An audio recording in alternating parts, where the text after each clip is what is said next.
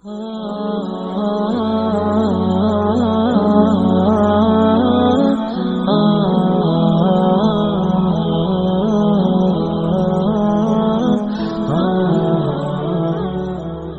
دین ہمیں حیا کا درس دیتا ہے، حیا کا سبق دیتا ہے، اور ہمیں پردے کی ترغیب کرتا ہے، اور اس کے احکام عرب کے شعراء کے قصائد سے ہم نے اخذ نہیں کیے ہیں، پردے کے احکام ہم نے قرآن سے اخذ کیے ہیں۔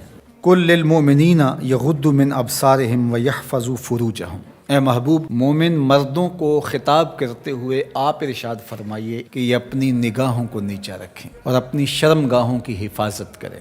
اللہ کے محبوب نے ارشاد فرمایا کہ جو اپنے دو جبڑوں کے درمیان یعنی زبان اور دو ٹانگوں کے درمیان پارسائی کی جگہ ان دو چیزوں کی مجھے ضمانت دے دے، میں محمد انہیں جنت کی ضمانت دیتا ہوں صلی اللہ علیہ وآلہ وسلم۔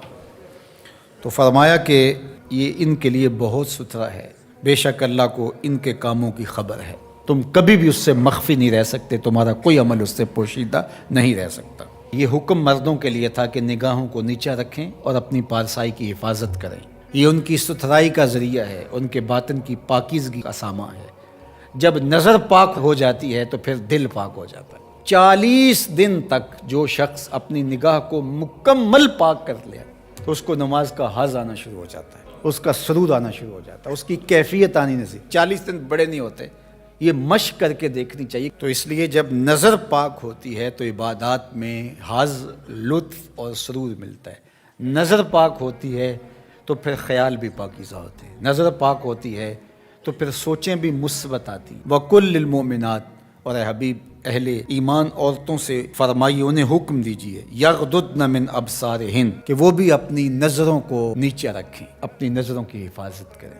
مرد تو اپنی نظر کی حفاظت کرے، اور اس کے لیے ایک طرح سے آسان بھی ہے کہ عورت پردہ کرتی ہے تو جو عورت نہیں پردہ کرتی وہاں اس کو کنٹرول کرنا پڑے گا، لیکن مرد کے چہرے پہ پردہ تو نہیں ہوتا، تو عورت تو پھر اپنی نظر کو زیادہ محفوظ رکھنا پڑے گا۔ حضرت ام سلمہ رضی اللہ تعالی عنہا فرماتی ہیں کہ حضرت میمونہ رضی اللہ تعالی عنہا زوجہ رسول موجود تھی میرے ساتھ، یہ دونوں ازواج موجود تھیں کہ حضرت عبداللہ ابن ام مکتوم تشریف لائے، اور یہ نابینا تھے، تو انہوں نے پردے کا اہتمام نہیں کیا، تو حضور نے ارشاد فرمایا کہ تم نے پردہ کیوں نہیں کیا، پردہ کرو۔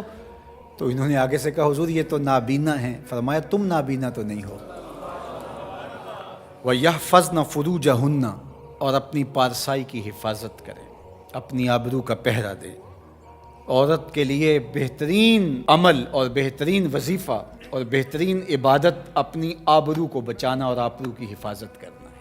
وَلَا يُبْدِينَ زِينَتَهُنَّ، اور اپنی زینت کو ظاہر نہ کریں، إِلَّا لِبُعُولَتِهِنَّ، مگر اپنے شوہروں کے لیے۔ یہاں تک ارشاد فرمایا، یہ حدیث رسول ہو تو شاید کوئی جدید مفکر کہہ دے کہ یہ ضعیف ہے، یہ قرآن ہے، سنیے ذرا۔ وَلَا يَضْرِبْنَ بِأَرْجُلِهِنَّ لِيُعْلَمَ مَا يُخْفِينَ مِنْ زِينَتِهِنَّ، عورت اپنے گھر کی چار دیواری میں اتنے زور سے قدم نہ رکھے کہ اس کے پاؤں میں پڑی ہوئی پازیب کی آواز گلی میں گزرتے ہوئے غیر مرد کے کانوں تک پہنچے۔